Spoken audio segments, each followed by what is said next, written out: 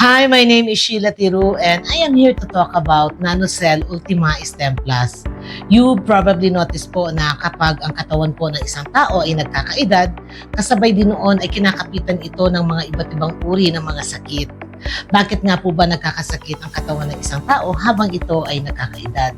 Halimbawa po ang isang batang 8 taong gulang pa lamang, ito ay naglalakad subalit nadapa at nabuwal. Napakadali po sa batang ito ang tumayo ulit at maglakad muli. Dahil ang batang ito po ay marami pa siyang mga good quality at mga potent cells na kung saan ang mga cells na ito ay full pa ang kanilang capacity na gumawa ng iba't ibang uri ng mga cell types para pangpalit sa mga humihina, tumatanda at nadadamage ng mga cells sa kanyang mga tissues at organs. Ang pagpapalit po sa mga tumatanda at nadadamage ng mga cells sa ating mga tissues at organs ay kinakailangan para sa wastong paggana ng ating katawan or ang pangunahing hakbang ng isang kagalingan at kalakasan ng ating katawan na kung saan ay kaparehong approach ng mga nagpapa-stem cell IV therapy. Remember po that all our tissues are made out of cells. So kung palagi po silang napapalitan ng mga bagong cells, ang kabuuan ng sistema ng ating katawan ay malakas at functional lahat. Kaya nga po ang katawan ng isang bata ay super energetic at malakas pa din. But as we age, this scenario po is very different. There will be a little difficulty in getting up again kung tayo man ang mabuwal. And this mostly depends on how old and weak or strong we are. Actually, by the time we reach 28 years old, changes at the molecular and cellular level starts gradually due to different problems na nangyayari po sa tuwing ang mga cells ay dadaan sa DNA for replication. Ito po ay isang proseso sa ating sistema upang ang mga cells ay mabigyan ng task o trabaho sa ating katawan. At ang changes po na ito sa DNA replication ay nagiging sanhi sa pag-ikli ng ating telomerase o yung tinatawag na telomere shortening na nagre-resulta po sa pagdidisrupt or pagkakagambala sa pagdidivide, pagpapadami, or pagmumultiply ng ating mga cells na tinatawag naman po sa biology na cell division. Kaya as we age, we're losing cells. Hindi na po sumasapat ang ating mga cells upang mapalitan at ma-repair ang mga tumatanda at nadadamage na mga cells sa ating mga tissues at organs. At yan po ang nagiging dahilan kung bakit humihina at nagkakasakit ang katawan ng isang tao habang ito ay nagkakaedad. Dahil nga po yan sa kawalan ng pangpalit sa mga tumatanda at nadadamage ng mga cells sa ating mga tissues at organs. Again po, this is actually starting by the time we reach 28 years old. Kaya kung napagmamasdan po natin yung mga activities natin noong tayo ay mga bata pa, ay hindi na natin kayang gawin habang tayo ay nagkakaedad na. At ang pagbabago pong ito sa ating sistema ay lalo pang bumibilis sa panahon natin ngayon because of our modern lifestyle na kung saan mas madaling tumanda ang kasangkapan ng ating katawan kesa sa pagtanda ng ating edad na nagiging dahilan ng kakulangan ng ating mga cells na kilala po sa tawag na chronologically younger but biologically older.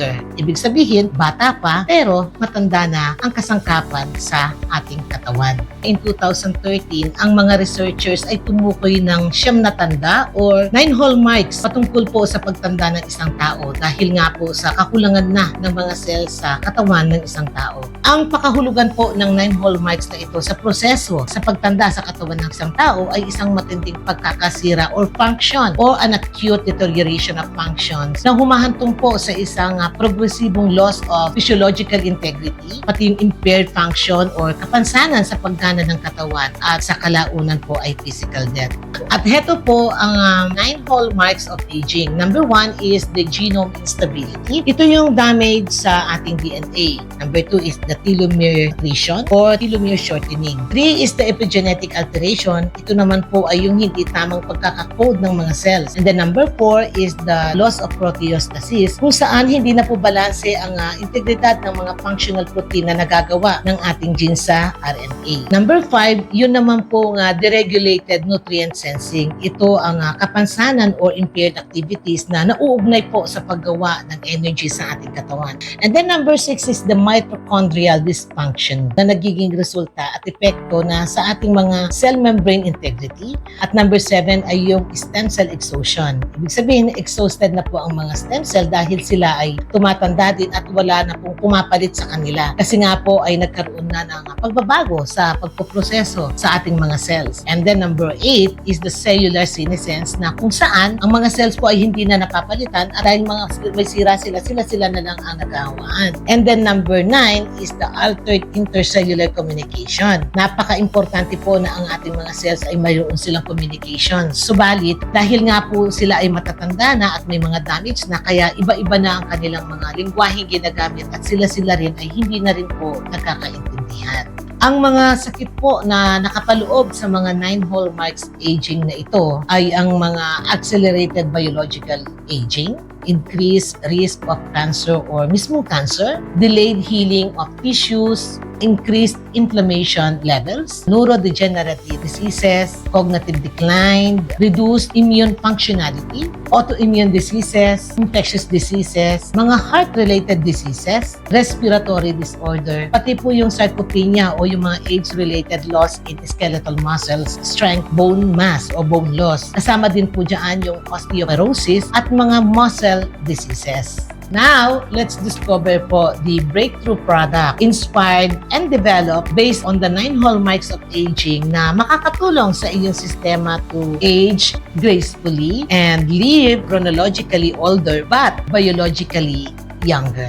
At yan po ang ating NanoCell Ultima Stem Plus. Ito po ay isang food supplement na naglalaman ng beta-nicotinamide mononucleotide o yung tinatawag na NNN. Mayroon din po itong fisetin, pterostilbene, astrogolosides, liposomal curcumin, quercetin, resveratrol, vitamin E, vitamin D3, at Aronia melanocarpa. Ang mga ingredients po na naririto sa NanoCell Ultima Stem Plus ay makakatulong upang ayusin o i-repair ang nasirang DNA. Ganon din po, ito ay nakakatulong upang ma-stimulate ang ating telomerase enzyme na siyang magko-compensate sa pag-ikli nito. Kasama po dito ang pagmomodulate ng mga iba't ibang epigenetic pathways at para ma-facilitate ang mga protein folding and alleviate endoplasmic reticulum stress at upang maayos ang pagre-replicate sa ating mga cells sa ating DNA na magre-resulta ng mga bagong silang na stem cell upang patuloy itong makapag-regenerate ng mas marami pang mga bagong cells na ipangpapalit sa mga nanghihina, tumatanda at nadadamage na mga cells sa ating mga tissues at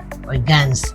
At yan po ang ating NanoCell Ultima Stem Plus. Let's all be advocate po of pro-aging kasi lahat naman po tayo ay tatanda. And as we age, hindi po natin kailangan ng maraming sakit ang kumapit sa atin.